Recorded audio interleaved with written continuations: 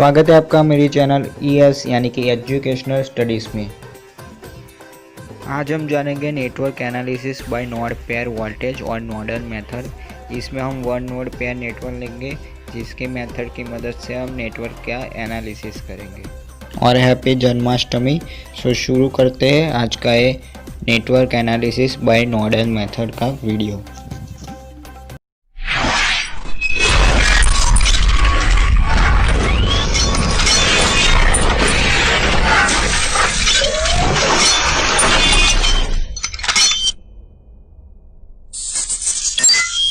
यहाँ पे हम सबसे पहले वन नोड पेयर नेटवर्क की थियोरी को समझ लेते हैं। यहाँ पे one node pair network, pair यानी कि टू नोड्स होता है, उसका जो पेयर बनता है उसे वन नोड पेयर नेटवर्क कहते हैं।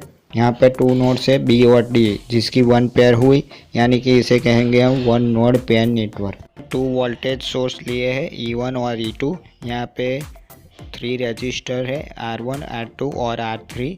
यहाँ पे नोड है B और D। यहाँ पे जो नोड पॉइंट B है वहाँ पे मैंने 1 पॉइंट लिखा है और जो नोड पॉइंट D है वहाँ पे मैंने 0 पॉइंट लिखा है। इसका मतलब ये है कि हम एज्यूम करते हैं जो नोड पॉइंट D है वहाँ पे हमने वोल्टेज ड्रॉप किया है, यानी कि वहाँ पे वोल्टेज होगा 0। सो हमें सिर्फ 1 ही वोल्टेज फाइंड करना होता है। यहाँ पे नोड B के लिए 1 वोल्टेज V1 यहाँ पे फाइंड करना है, इसलिए मैंने V1 लिखा है वोल्टेज ड्रॉप में। सो यहाँ पे वोल्टेज ड्रॉप होता है इसलिए हमें वोल्टेज V1 ही फाइंड करना होता है। यहाँ पे हम एज्यूम करते हैं कि जहाँ पे नोड पॉइंट D है वहाँ पर से 3 करंट्स फ्लो होते हैं, I1, I2 और I3।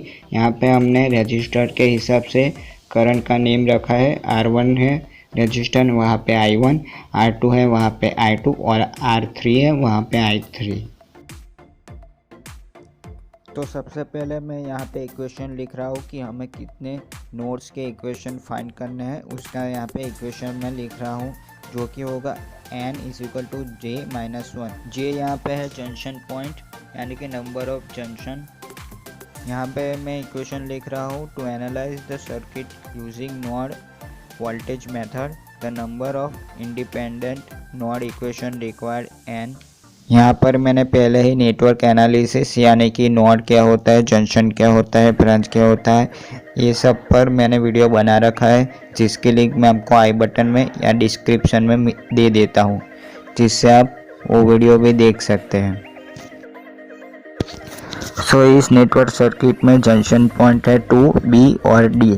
सो हमें J = 2 मिलेगा, यानी कि n = J-1। सो J = 2, तो n = 2 - 1, सो n = 1। सो हमें नोड इक्वेशन 1 मिलेंगे।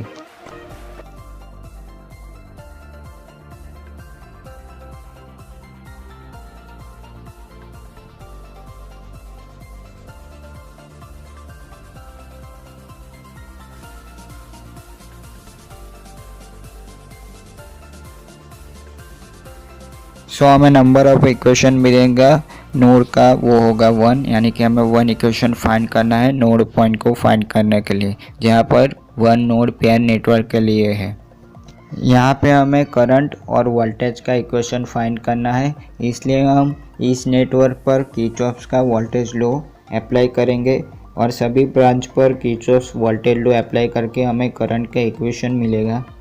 आफ्टर करंट इक्वेशन से हम वोल्टेज का इक्वेशन फाइंड करेंगे। नाउ यहाँ पे मैं किरचॉफ का वोल्टेज लॉ अप्लाई कर रहा हूँ नोड पॉइंट 1 यानी कि B पॉइंट पर, यानी कि हमारा इक्वेशन हो जाएगा I1 + I2 + I3 = 0। इसे हम फर्स्ट इक्वेशन देंगे। अब हम सभी ब्रांच पर किरचॉफ का वोल्टेज लॉ अप्लाई करेंगे, जिससे हमें I1, I2 और I3 की वैल्यू मिलेगी, जिसे हम इस इक्वेशन 1 में पुट करेंगे। सो हमें आफ्टर वोल्टेज का इक्वेशन मिल जाएगा। सो मैं फर्स्ट अप्लाई कर रहा हूँ किरचॉफ लॉ ब्रांच BAD पर। सो हमें मिलेगा V1 = I1 × R1 + E1। सो I1 = V1 - E1 / R1। इसे हम सेकंड इक्वेशन देते हैं। आफ्टर मैं अप्लाई करता हूँ किरचॉफ लॉ यानी कि KVL Kirchhoff voltage law to branch BD। So हमें मिलेगा V1 = I2 R2। यहाँ पर से I2 = V1 / R2। इसे हम इक्वेशन 3 देंगे। अब आफ्टर हम अप्लाई करेंगे Kirchhoff law to branch BCD। So हमें मिलेगा V1 is equal to I3 into R3 plus E2। So I3 is equal to V1 minus E2 upon R3। इसे हम इक्वेशन 4 देंगे।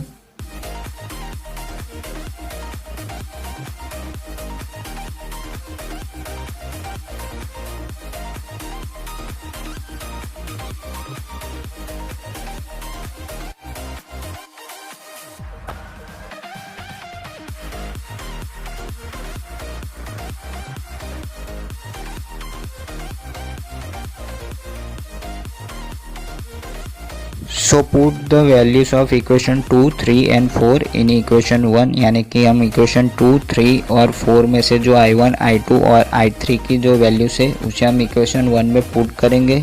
इक्वेशन 1 था I1 plus I2 plus I3 is equal to 0 और I1, I2 और I3 की value हम इस equation में पुट करते हैं, इसलिए हमें मिलता है V1 minus E1 upon R1 plus V2 upon R2 plus V1 minus E2 upon R3 is equal to 0. After some simplification or some mathematical step, you can find the voltage V1 bracket में 1 upon R1 plus 1 upon R2 plus 1 upon R3 is equal to E1 upon R1 plus E2 upon R। सो मैं इस equation में से V1 को common ले लेता हूँ, यानी कि हमें वोल्टेज फाइंड करने का जो इक्वेशन था वो मिल गया है। V1 को कॉमन लेने के बाद आपको मिलता है ब्रैकेट में 1 upon R1 plus 1 upon R2 plus 1 upon R3 is equal to E1 upon R1 plus E2 upon R3। यहाँ पे हम वन नोड पेयर नेटवर्क का वन एग्जांपल ले लेते हैं, जहाँ पे R1 है 40 ओम, R2 है 20 ओम, R3 है 60 ओम, E1 है 120 वोल्ट एंड E2 है 65 वोल्ट। यहाँ पे हमें फाइंड करना है I2। अब I2 फाइंड करने के लिए हमें पहले तो V1 फाइंड करना होगा, क्योंकि I2 का इक्वेशन हमें पता है I2 is equal to V1 upon R2, जहाँ पे V1 की वैल्यू यहाँ पे हमें नहीं दी गई है, इसलिए हम यहाँ पे V1 की वैल्यू फाइंड करेंगे। आफ्टर V1 की जो वैल्यू आएगी उसे I2 is equal to V1 upon R2 में पुट करेंगे, इसलिए हमें I2 मिलेगा। सो फर्स्ट मैं फाइंड कर रहा हूँ V1 की value. So first we find V1। So V1 का हमें इक्वेशन पता है, V1 ब्रैकेट में 1 upon R1 plus 1 upon R2 plus 1 upon R3 is equal to E1 upon R1 plus E2 upon R3। यहाँ पर से हमें V1 मिलेगा। सो हम अपनी सभी वैल्यूज़ को इस इक्वेशन में पुट कर लेते हैं। So after some simplification V1 is equal to 44.83 volt.